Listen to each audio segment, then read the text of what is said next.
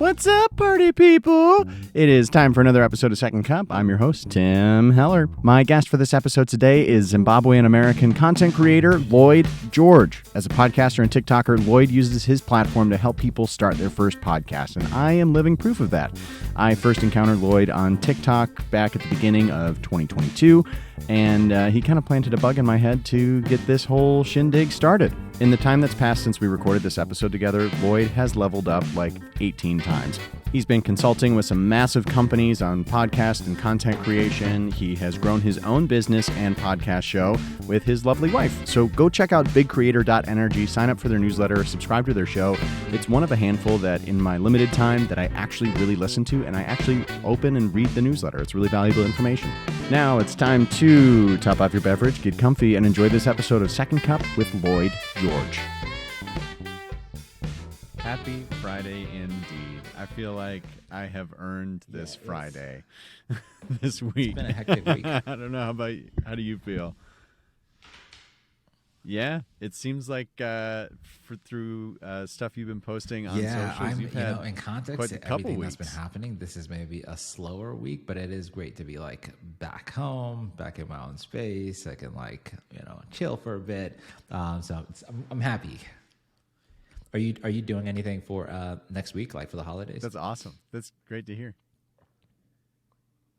Yeah, we're actually going to be hosting my wife's family in our house. So it'll be the first holiday that we've actually hosted since we bought the house last year. So it'll be really, really exciting. I love to cook too, so it's I'm getting in game mode here. After we get off, I've got one more meeting and I think one more session to record, and then I'm like, all right, making that shopping list and getting calling people to be like, who's bringing what? I can't do everything. That's awesome. Where are you based? Let's bring it together. What about y'all?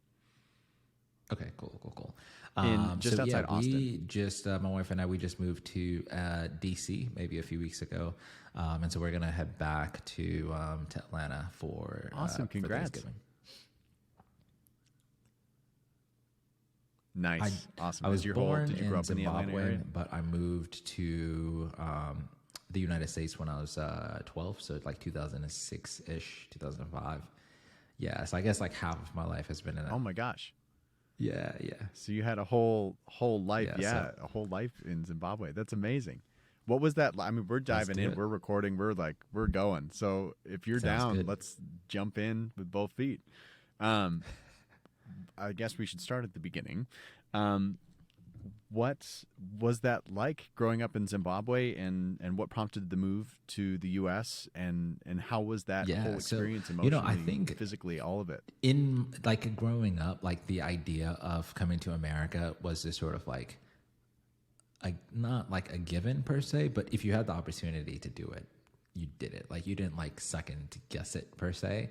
And so my mom happened to have a job at the American Embassy in Zimbabwe. And so it had always been on like our family bucket list to come to the United States. And she'd literally just like say it as often as she could. Like one day we're going to be in America. One day we're going to be in America. Almost to the point where it sort of like lost its power, so to speak. And so one day in particular, I remember her saying like, hey, we're going to America. We bought the tickets, we're selling our house, and we're going to go stay with our grandma for a month. And, that was it. And then, we finally landed here, and it was just like a huge culture shock. Literally just like the smallest things, so different than how we did it. And so there's a bit of a learning curve, but this has become my home, and I love it here. And I'm so grateful to have gotten the opportunity to be in this country. Yeah. What were some of the smaller things that you notice about culture shock, like in that culture shock that you remember that are like, oh my God, this is I think how the they do it biggest here? is That's like, insane. I'd never rode like a school bus before. And so when I got here, it was like this idea that like you walk to the front of your complex, you get on this bus with everyone and you go. And so my first day of school, my mom walks me to the bus. She's like, hey, you're here. This is your time, your class. I get on, I go to school, I come back. But no one ever told me how to get back to my house from this neighbor. Like, it's like, this is my first time walking this neighborhood. I'm in the 6th grade. I get off the bus and I'm just like, crap. I don't remember how to like get back to like my house. So literally for like an hour, I just kind of wandered around. So lots of small, just cultural things like that, or even just like how, you know, when you go to school in America, they give you your milk in like a cardboard box, and no one taught me how to open that card. So I'm like looking at this box. I'm like, this is so weird. Like, how do you open this? I'm trying to look at like other kids, but you know, it was small things like that that just like kept happening every single day. That's amazing. I love that.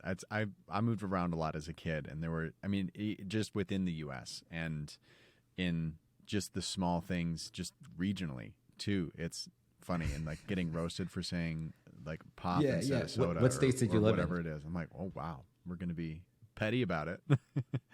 Was born in Wisconsin in Milwaukee, and I was only one when we moved from there. First home that I remember is upstate New York in Utica, and then Santa Barbara, California after that, and that was like my first like. That's what I like feel like was like my first home because that was like preschool through 4th or 5th grade, and then Chicago suburbs after that, and then Texas for college, New York City for a while, and now we're back in Austin. And there was like 7 months in Korea too, which was another culture shock moment. My version of that, I feel like a little bit more mild maybe, but it was awesome. Anybody who has not yet gone and experienced a completely different culture. Absolutely. I would love to go to South Korea at some point. I hear it's beautiful. Highly, highly recommend. It's awesome. The people are amazing. Food's amazing. The country is just mountains and coastline. And it's, I do need to know before we move forward. You mentioned before we got started that you have a love for cooking. I want to know, like, how did that start and when did that start? How did you get into that? Ooh, yes, podcaster. Great question. This is great. I was hoping that we'd have a little back and forth with these. I found a love of food early, and I think it mostly stemmed from my mom's mom. And because she was always in the kitchen and making tons of stuff. She had her own garden, and so we'd go pick green beans in the summer when we'd stay with them. And rhubarb and strawberries and all that kind of stuff. And she really instilled a love of cooking. And I also, I think the main root was that I just loved food, and I still just love food. And it's a major comfort of mine. And through that, like I remember at Christmas one year that I was obsessed with Emeril Lagasse for some reason. What is that? And just, I'm sorry? Oh, Emeril Lagasse he's a really famous Italian chef that's based, I think he's from New Orleans, but he was one of like the OGs on the Food Network, and he had his own cooking show, and his catchline was literally just bam, because he would throw garlic, like just a copious amount of garlic in everything.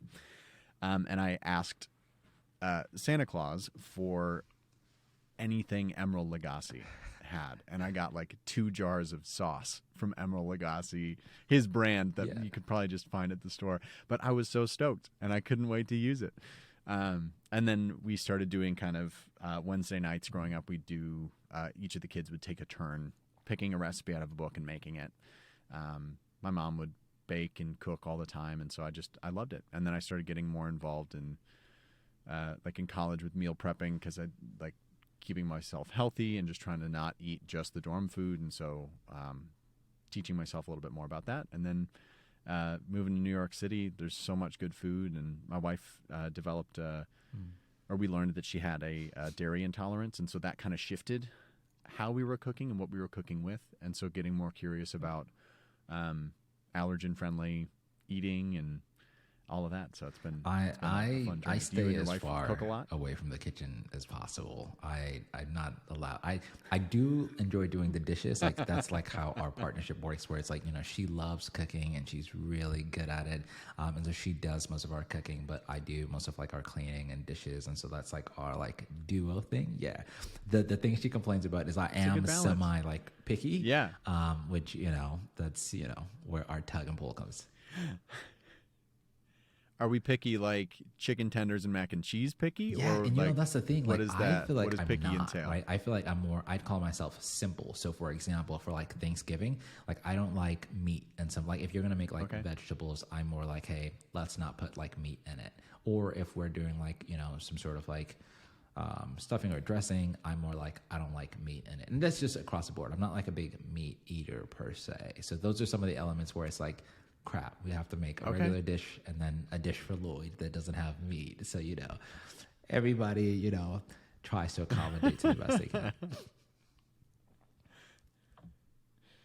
Yeah. And does it come from a place of like you don't like your foods touching, separate like food groups on your plate touching? Is that like, does it get down to that? Or is it just like this is just a meat and vegetable? Yeah, like, I think let's it's just keep it separate within the dish itself. So like I don't have a problem eating meat per se, but I just don't like it. I don't like stuff like infused. Like even just like when people like put bacon on like their burgers or in different things. Like I personally love bacon, but just not with like, it just doesn't have to mix. It's like my thing. Yeah, yeah. That's so interesting. I love that. Yeah. That's so cool. And so will you take a bite of a burger and then a bite of bacon and mix it in your mouth? Or is it just It is a separate it is like experience. a Those separate two things experience do not altogether? belong together. And it's weird though, because I'll mix other things that maybe shouldn't be mixed. Like my favorite thing is I love cashews and I love salad, and I'll add like cashews into like my salad, which some people feel is like an awkward sort of like interaction. But to me, it's like, you know, of course you should mix these two things. Yeah. I feel like that works. I mean, it could be like it's two healthy things. And then also there's Exactly. like, if you think of like Asian lettuce wraps, PF Chang's is like a champion of their like chicken lettuce wraps. You know, you got to cashews explore all over that joint. So I love that. Yeah, And I love, yeah. dude, you sound so great. I need to know like after this more about your setup. You sound amazing. Oh, I got you, man. Yeah, thank you so much. I appreciate it. My go. full-time job is as a voice actor. So this is my sanctuary. This has been my dream to build this space. But yeah, we can totally dig into that. Yeah, either I after love we that. wrap or in this, whatever, however it comes up. But yeah. So I would love to hear a little bit about how you started getting into podcasting, because I first saw you on TikTok as you started this journey into building this amazing community that you've created. And initially on TikTok myself, I was more of a lurker and wasn't trying to post or put myself out there too much. And then at the beginning of this year, decided I needed to really commit to that, because I'm a creative by trade and by nature and was not creating. And you and I don't know if you've come across Kyle McCarthy on TikTok at all. He did his handles Kyle Makes Short Films, and he does kind of lo-fi animation, which is cool. Jeff Kane has been on the show as well. I haven't released his episode yet, and then you are somebody else that I reached out to that I just thought was doing something really cool and unique, and wanted to get to know you a little bit more. And I think the content you're putting out is awesome. So I'd love to hear kind of how you got your start in wanting to or where you found your passion in podcasting, and how you discovered your voice that you wanted to share. Because I've been listening to a couple episodes of your podcast, and I know it wasn't that's such a always great there question. at the And, forefront. I wholeheartedly say that, creating content online changed my life. And I think about this sort of like bigger purpose and this larger goal, which is like to express ourselves, right? To take the thoughts and the ideas that are in our brain and get them out to the world. Podcasting is just one medium to do that. TikTok is just one medium to do that. And ultimately, we all want to get better at like sharing our ideas and communicating them. Some people, like Barack Obama, do them on stage as politicians. Other people create content creatively. But overall, we're all doing the same thing and trying to get better at expressing these ideas that are in our brain. And so for me, I've always had this fear. I've also had this passion in knowing that like this is something I want to do. But I've always been hindered by this fear that I can't do it. I can't. I don't have anything worth of value to share. I don't know how to articulate correctly. All the I don'ts you could possibly think of. And so in 2018, I decided I was going to start a podcast. I was like, this is great. I don't have to show my face. I don't have to, it's a very low barrier to entry. And so it took me like a year and a half to overcome that fear of saying I was going to start a podcast. But I finally did it around 2019. I started and it was just amazing. Like it went better than I could have expected. I felt like I was growing every single week. I felt like I saw another part of me that I didn't even know existed. And it's one of those things where every week you do it, you may not feel like you're getting better, or it may not feel like something's changing, but it's happening in real time. And each time you publish, you step out of your comfort zone and you do something, something changes and something happens. And so I was able to ride that wave of podcasting and then deciding, you know what, like I'm either going to get on YouTube or create a TikTok. And I decided I was going to create a TikTok. Same sort of idea, right? Like, doubting myself and wondering if I was capable, if I had what it took, if I knew what I was doing. And so I decided to start in December, and about the first 4 months were just me figuring out like, what the heck am I doing? What do I want to talk about? Like, what is my voice? How do I talk? Do I use a more humorous posture? Do I use do I question things? What's my perspective and outlook? And around April is when I sort of found my voice, and it was sort of like, okay, I need to talk about podcasting. That is like the thing that excites me. But if you look at my first videos at the top of the year between January and April, I'm sort of talking about random things. I don't really have a focus. I'm sort of like all over the place. April is kind of when I found like, okay, I'm going to talk about podcasting, and this is sort of my approach to creating content. From January to April, I went from about maybe 0 to 800 followers on TikTok. Within that month from April to May, where I sort of like found my perspective, I went from like 0 to like 6,000, no, from like 800 to 6,000 followers. So just like to put in perspective, like the difference. And so ever since then, it's just been a blast, and the doors and opportunities that have been like made available to me, just creating content online, it's unbelievable. And I think in the future, our online personas are going to be our portfolio, our resume, and that's how people are going to like hire us. Yep. Yeah, I mean, I think even that time is now. I at least in my own experience, I have found, so like I have agents that are in New York and LA, and then I just signed with a management company as well. But with work this past year, I just recently like booked a video game through my agents like this week, and that was the first job that I had booked through them this year. But this whole year, I've hit numbers that are well past what I made last year, and it was all through stuff that I've booked either through my network or through social media. And I think that and I've been a proponent, like in one of your more recent episodes that I listened to, talking about LinkedIn and how I have become so passionate about it. I booked the largest job of my life, which I can tell you about after the air, because I still am not allowed to talk about it in publicly, but it's that's huge. That was all through Can you LinkedIn, tell me more about that? Crazy. Like, how does it work working with like agents, managers? I'm still very new to this world and trying to understand how it works. Yeah, for sure. It's going to vary, I imagine, from industry to industry just a little bit differently in terms of some of the nuances, but agents typically are going to be people who will be connected to production companies or other casting directors and stuff like that, and they will present opportunities or present their clients opportunities from a voiceover perspective, an acting perspective. We get an email saying, hey, be here for this audition for this play, or be here for this audition for this TV show. Or for voiceover, it's here's a script, record it, it's due tonight or in 30 minutes or in 2 days. And then we submit, and then they will represent us in terms of contract negotiations and stuff like that as bookings come in. Managers and the agent fee for voiceover and stuff like that is typically like 10% for union work, or for stuff that's for SAG-AFTRA, which is Film and TV and Radio Union, or 20% sometimes for non-union, and that's of the gross payout.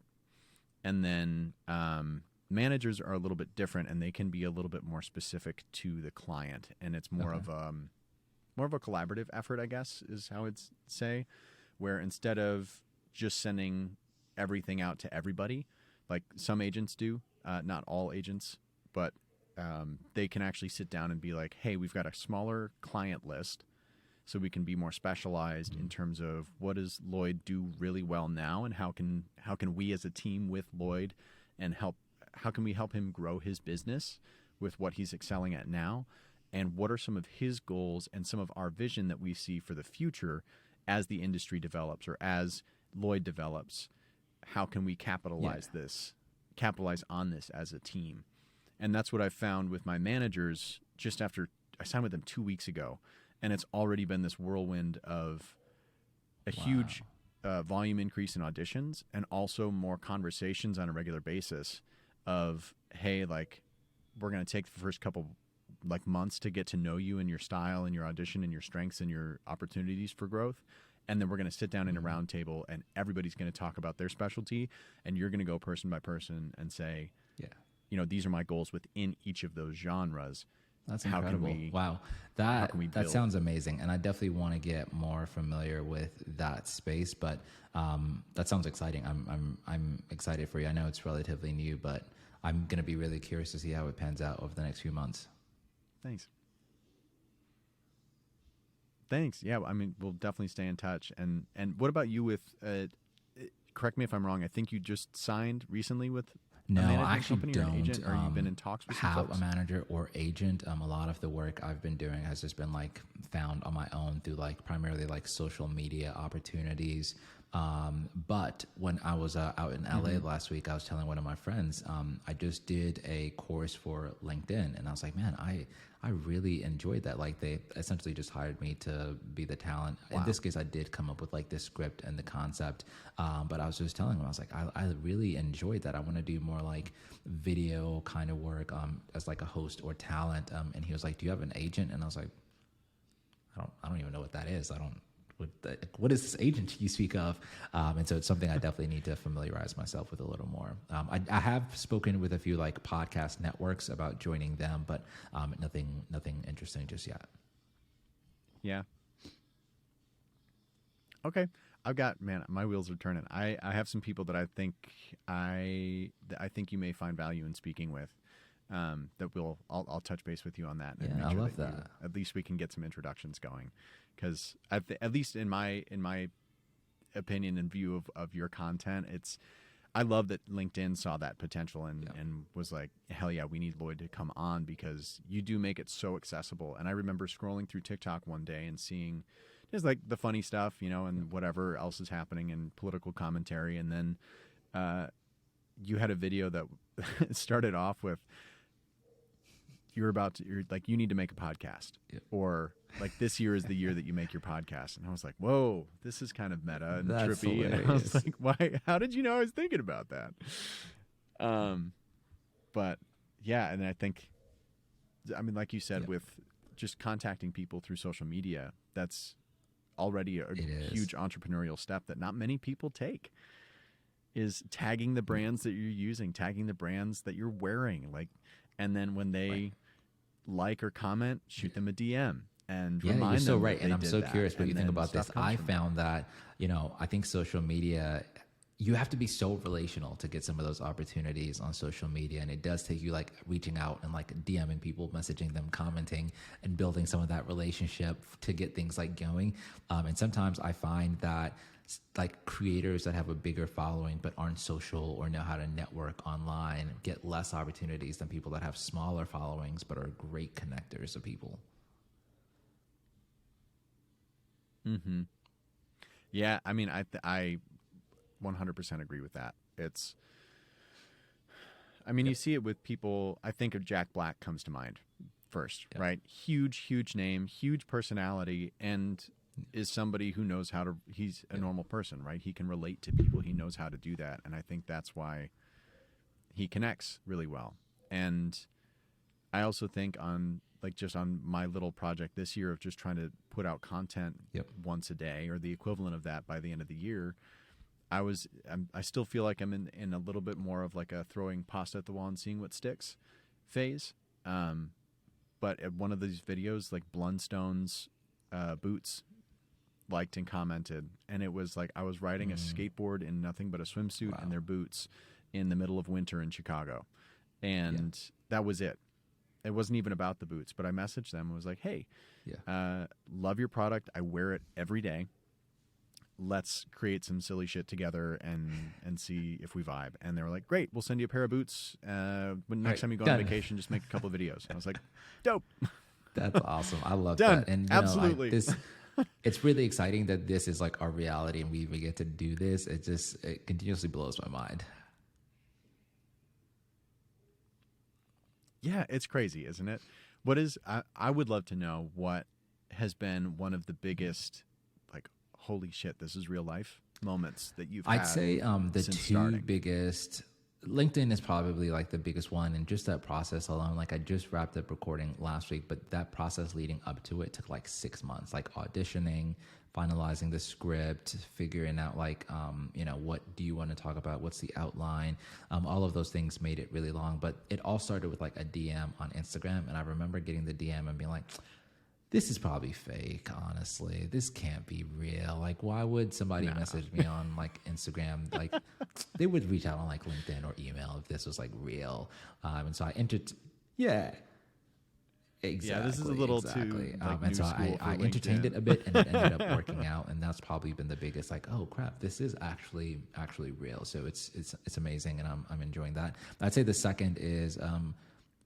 I don't know if I could even say this yet. I'm not sure when this comes out, but I'm doing some other work with Spotify, and same sort of deal where it's just like, I can't believe this is like, is this like real? I don't know. And I've been chatting with them like all year, but we just haven't been able to find an opportunity to collaborate. So the fact that it's finally happening just is very exciting. That's amazing. Yeah. Well, when we're off air, I want to hear more about that. And one of the people that I wanted to connect you to is actually at Spotify in their New York offices. But that's awesome, Lloyd. And so what, like listening to the two episodes I listened to of your podcast most recently were the Finding Peace as a Content Creator, and the most recent one, which was about LinkedIn and all of the YouTube shoppable links and stuff like that. So what I'd like to talk about now is more of that finding peace as a content creator, because I found a lot of interesting parallels to myself in terms of the way that I approach content, art, creativity, life, kind of following where God is kind of clearly or subtly saying, hey, this is, you should pay attention to this, or that's not yours yet. Don't worry about it. What's yours is coming. But whether it's God for listeners or the universe or who or whatever you believe in, whatever that higher power is, I'd love for you to kind of touch on how you find peace now, especially as you're seeing more success, and what it's like to actually achieve that success. Question, and I think there's so much here, right? Because I think on the surface, one perspective is like, gosh, I'm technically living like the life I've dreamed of, right? Like I'm working with these large brands, and this is exactly what I wanted when I started this 8 months ago. But the other flip side of that is I'm actually seeing a lot of failure, right? And so that same insecurity I struggled with at the very beginning, which is like, is this going to work? Why isn't it working now? Why is it taking so long? Are these brands seeing the value in me? Because if so, I want to monetize this. I still feel exactly the same thing, if not more now. And so I constantly am still in that battle of sort of like reminding myself that, hey, it's going to work out when it's the right time, and you just need to create. So for example, I had been in talks with this network that I really wanted to join. This would have been like a really big deal for me, right? Being able to sign to their podcast network. And I kind of hitched all my eggs in this basket, right? I was making like decisions about this. I was, just my entire like a mental approach was based on like, it's okay, in 3 months, I'm going to be a member of this network. Well, turns out I didn't end up getting that opportunity. And, I was very deflated.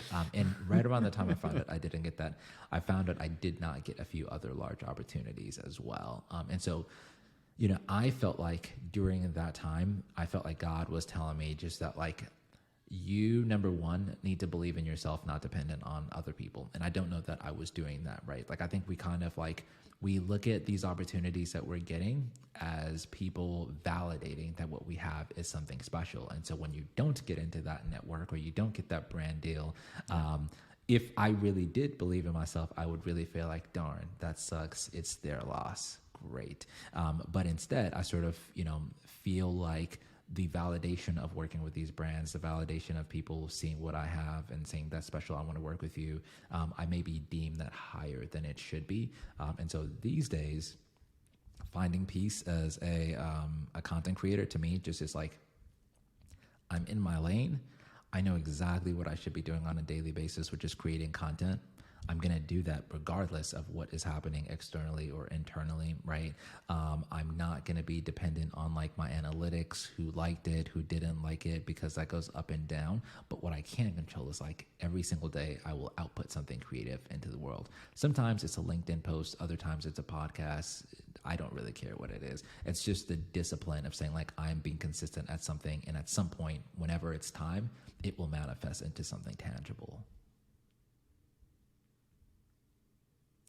Absolutely. Yeah. Yeah. It's that staying in your lane and trusting. And for me recently is part of this year, part of the experimenting is, and throwing pasta at the wall, seeing what sticks. I've stretched myself in a lot of different ways outside of my comfort zone. I was kind of tired of talking to other voice actors about how they find work, or other people in the industry about how they're building their business, and got more curious about like, what if I joined an entrepreneurs group?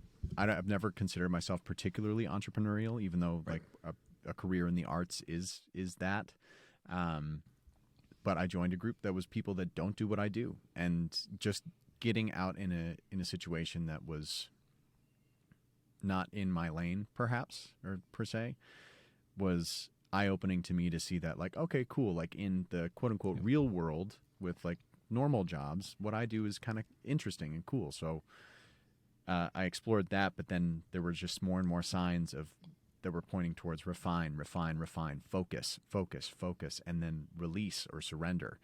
Because I was finding myself in these situations of really wanting those things. For you, it was brand deals and sponsorships and these podcast companies, and for me it was clients or potential jobs or new businesses to build or whatever it was.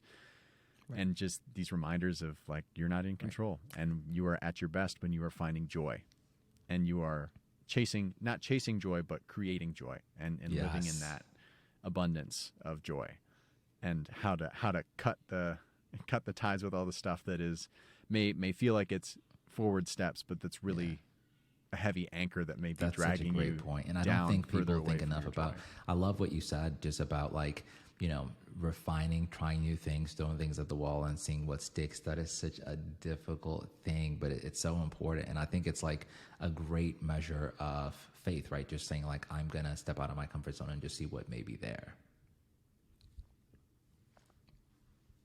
Yeah. Yeah. So you mentioned with the first couple months of doing TikTok that you did a lot of that yourself. How did you find your voice outside of honestly, the metrics? Like I tried not if to that look. Makes sense. Like I try and never look. I just feel like there's like if something good happens, like if one of my videos goes viral, I feel like other people will tell me about it. Then I'll pay attention to it. But outside of that, I don't think there's like anything good that ever comes out of like metrics. Even with like YouTube, my wife is constantly saying like, "What's your watch time? Like how many like watch hours do you have, or how many subs?" And it's just like I try not to. That's a dangerous question. I'll look on like a quarterly basis. And so for me, it's just sort of like, don't look at the analytics. But I think what I more so search for is like efficiency. And to me, efficiency is like, okay, I need to find sort of like my sweet spot. And when I'm in my sweet spot, I can like churn out videos really fast. Same with like podcasting. Like I know I'm in my sweet spot when I can do this almost like in my sleep, no effort. It's so easy for me. And so that's kind of what I'm searching for. And I'm trying these different approaches and seeing like, okay, when I create content outside, I feel a little more at ease. I feel a little more peaceful, and I can turn them out, and it feels good to me. Like I feel like I'm putting out good work. Or when I feel like I'm dreading creating content or I'm dreading creating a YouTube video, it's probably because like I'm using an approach that just is not right for me. And so that's kind of what I'm searching for when I'm trying different ideas.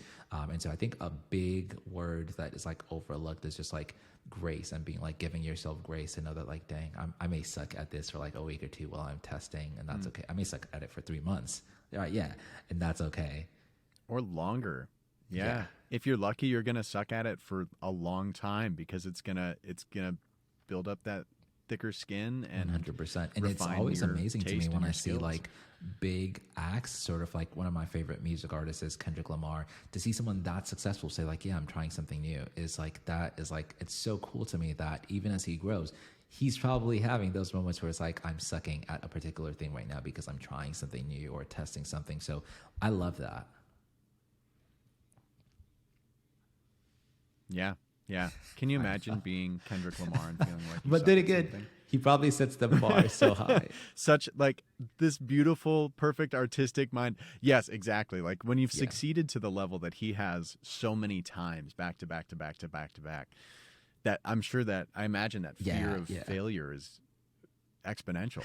Like it's like, oh shit, like I'm not just like Kendrick Lamar. I am. Yeah, that has to be scary. I don't know. I feel like, you know, and I think, gosh, to put yourself in that environment constantly, to know that like I could literally just do the same exact album I did last time and it would be a hit again, and still decline that to do something new is just like the most bizarre thing. And that's honestly like my inspiration for podcasting. Like if you listen to some of my earlier episodes in my podcast, a lot of what they tell you in podcasting is to succeed, you want consistency and you want to do the same thing over and over so that the people that come can find what they're looking for. I intentionally just tried to do like the opposite of that. Just like, how am I feeling today? That's what's like happening today. And I wish more podcasters sort of like took that approach where it's just like, you know, podcasting was more like music, where like one season might be interview based, the next season might be solo, the next season might be in a different location, and it might be a different topic, right? And that's so risky because it probably will fail, honestly. Yeah. But I think your audience will probably appreciate it a lot more. Yeah. Yeah, I agree. And that's something that I try to do with this too is, you know, people, when I was thinking about doing this podcast, it was just because I knew that I wanted to do a podcast. Ever since the dawn of podcasts when I was a little kid and Apple had the app on the iPod Touch that you could just click and it was like video podcasts. It was the original. It was like almost an early iteration of YouTube where they had the video podcasts, they had the audio podcasts, and I just devoured them. Yeah. And I was like, ooh, this seems like it'd be something fun. And then for this, it was, okay, do I do another voiceover podcast? There's so many people with voiceover podcasts. I don't want to just be like another straight white guy who's just turned 30 who's doing a podcast about voiceover. Like, how can I be intentional about this and while still having fun and connecting with people who are in my circle already and bringing new people. I mean, how has this experience been? Mesh that together. But it's I'm not crushing it. It's been great, honestly. From a personal standpoint, it's been fantastic. I love connecting with people in this way and creating a safe space for people to be vulnerable, for people to promote what they're working on, to talk about hard shit, I guess, like and to have fun and laugh. I think I've had as equal fun connecting with friends where like it just feels like we're like having a kiki for like an hour and a half and switching up that format to the longer format, and also having people on. When I first started, I only had 20 minutes in my day to commit to it, and so having those short 20-minute conversations taught me another skill of how do we stay focused, how can I steer and interview a conversation so that it still feels genuine and listenable to the audience, but we're still having having a conversation of substance, you know? And so it's been developing interview skills. It's been awesome. It's been fun. Connecting with new people has been amazing. And it'll be people DMing me just saying like, hey, I just listened to this episode and it really inspired me to go after what I want to do artistically full time, or to just try something new, or I've been thinking about getting sober, and you talking about it has really helped me just try for this month or today. or whatever it may be. So it's been great. Numbers wise, it's like I'm not crushing it, and I'm okay with it. But I also feel like I'm at a point now with my business in voiceover and acting where like I need help. I need somebody to help with getting all of the content that I have backlogged out there, you know? And when you posted about the, like that you would manage a podcast, I was like so tempted to, cause I was like, I think this is what I need.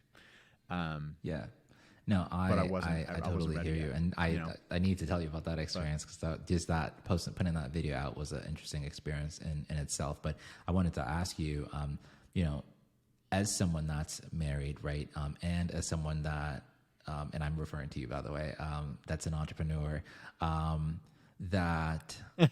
what are your thoughts? Describe to me your experience being married and running a family while also exploring what it's like to be an entrepreneur and specifically like a creative entrepreneur.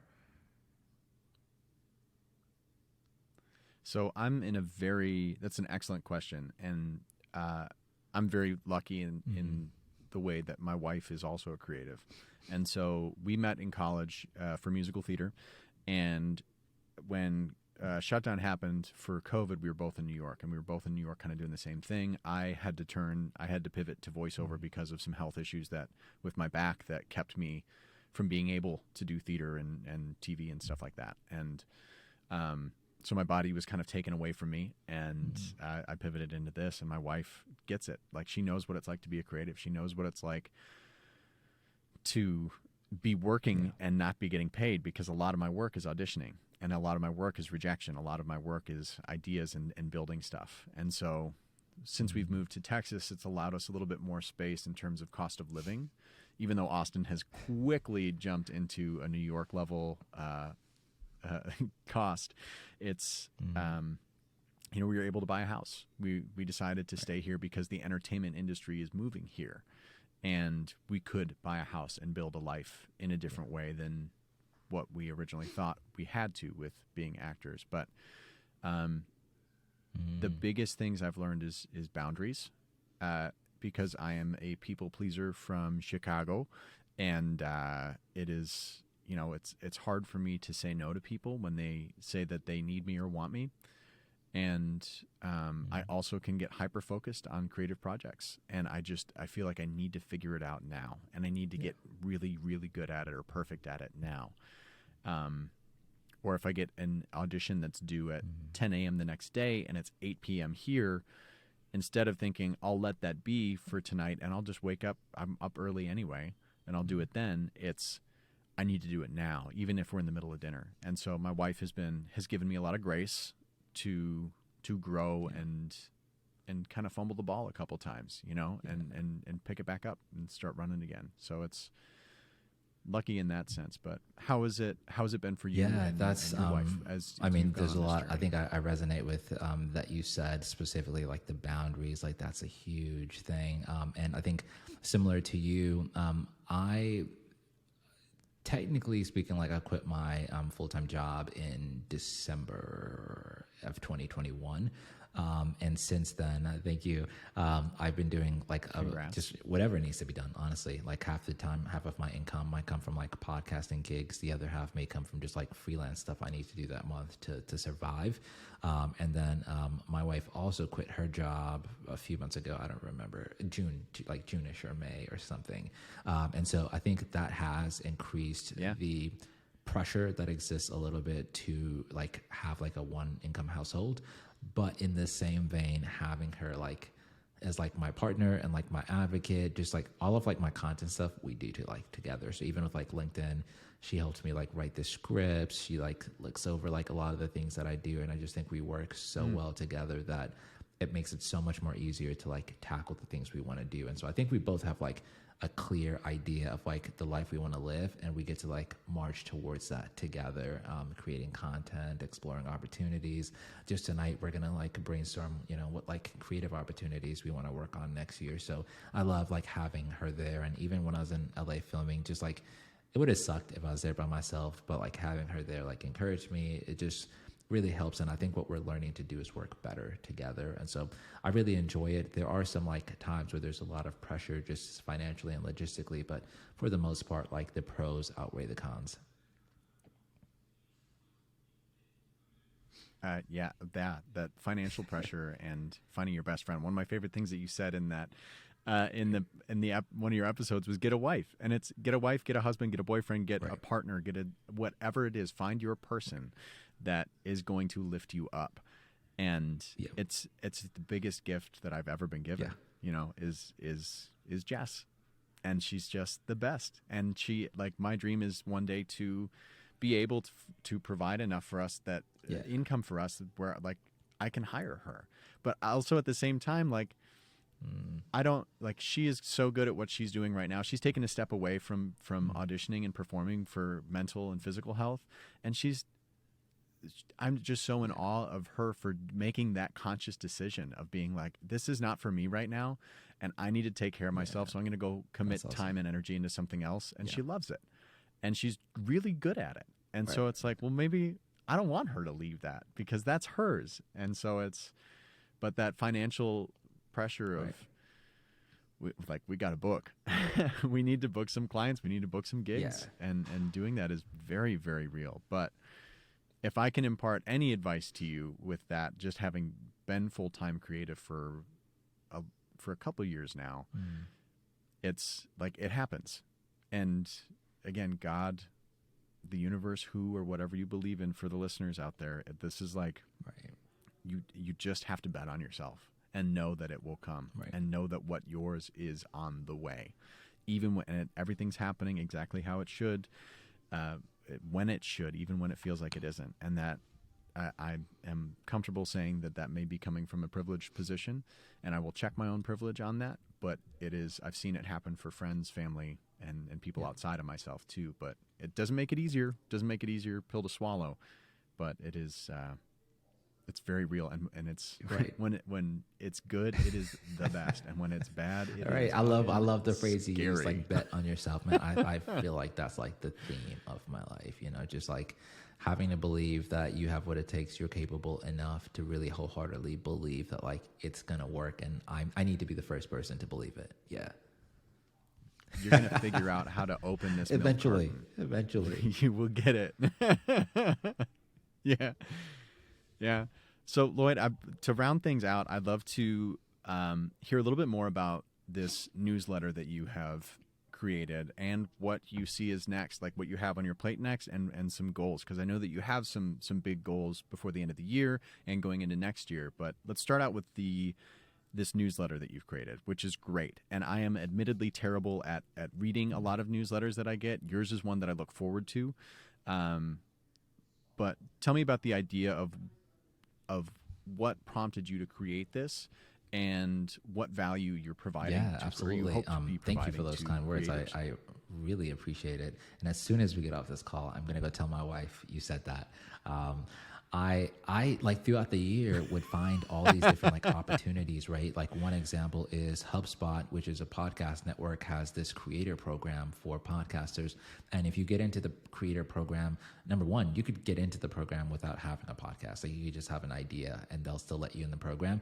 If you get in, they give you $1,000 a month to essentially start and grow your podcast, and just a lot of other cool perks. And so as I talk to people, I'd be like, hey, did you hear about this cool opportunity?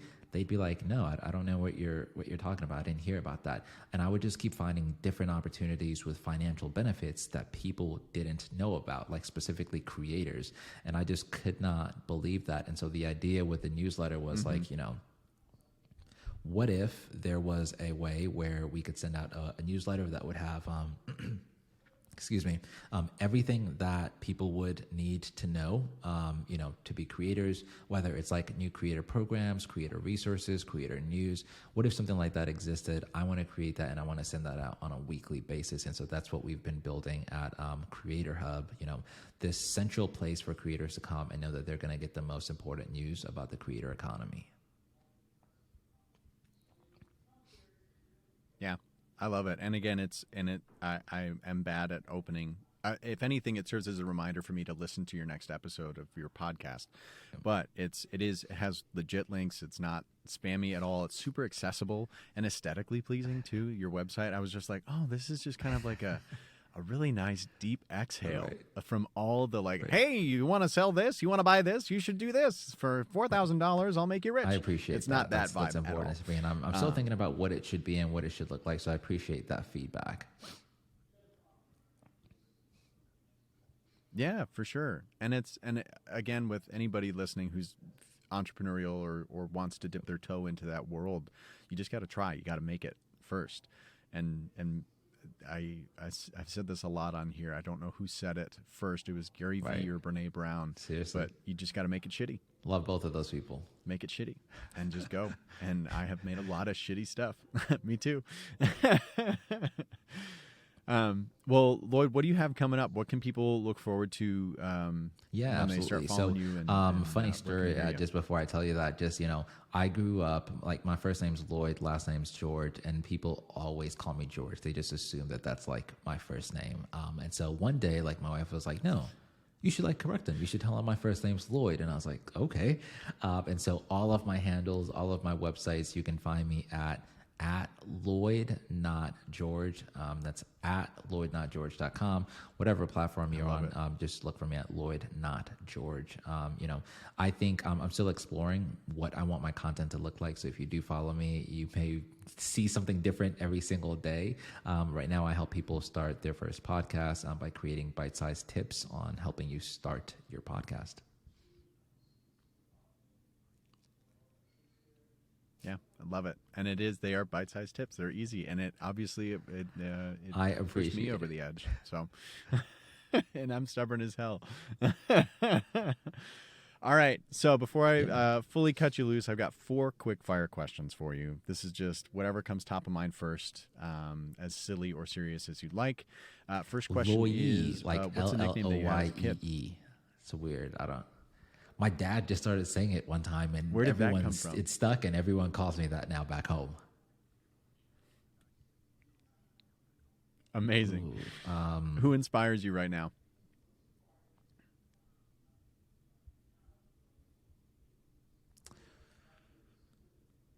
Ali Abdul, who's a YouTuber, probably. It changes probably every other day, but Ali Abdul right now has been really inspiring. He's also a content creator. He's grown to like 4 million subscribers or something like that. He has been, just a breath of fresh air recently. Awesome. What's a piece of content that you can't get enough of right now? Yeah, there's this podcast, sermon that came out by this pastor named Stephen Furtick, and he has like this 8-minute clip talking about not letting doubt sort of overrun your mind. And over the last week, I've just been listening to it every single day. Awesome. Last question. This is a heavy hitter. You can only have pizza one last time. Where from and what's on it? And if you have any allergies to food, there are 0 consequences. Yeah. Okay. So as I was mentioning earlier, my wife and I just moved to DC, and there's this black-owned pizza spot downstairs, and they make the most amazing downstairs. It's downstairs. I know. Yeah. So and literally it's I normally just get pineapple pizza, which controversial, but they have this amazing pizza. This is safe space. Safe space. It's kind of awesome. It looks like a New York, it looks like a New York pizza, but it's long. So it almost looks like a flatbread mixed with a New York style pizza. Okay. Yeah, it's amazing. Dope. Okay, I can get behind that. Awesome. Lloyd Not George. Thank you so much for making the time to do this. I'm really, I've been looking forward to this since we scheduled it last month. And you delivered. It's just been a joy talking to you and getting to know you a little bit. And yeah, same here. I really appreciate you having me. Huge fan of your podcast, so I'm so excited to be here. Sounds good. Thanks, brother. I'll talk to you soon. Thank you all so much for listening to this episode of Second Cup featuring the incomparable Lloyd George. To keep up with all of the things that Lloyd has going on, and he has a lot going on, you can follow him on all social channels at Lloyd Not George, and check out his newsletter, website, and podcast management company, www.bigcreator.energy. As always, a huge shout out to the Second Cup team, Arai Productions with Aberth Bursey and Sarang Sharma, our lovely producers, Julia Shepard-Morgan and Tara Seuss, and to all of you, Second Cuppers or Cupheads or whatever we want to call ourselves. Without all of you, I wouldn't still be doing this. So thank you a million times over. Second season of Second Cup starts March 6, 2023, baby! Stay tuned for lots of exciting new things for all of you and all of us here at Second Cup. Bye!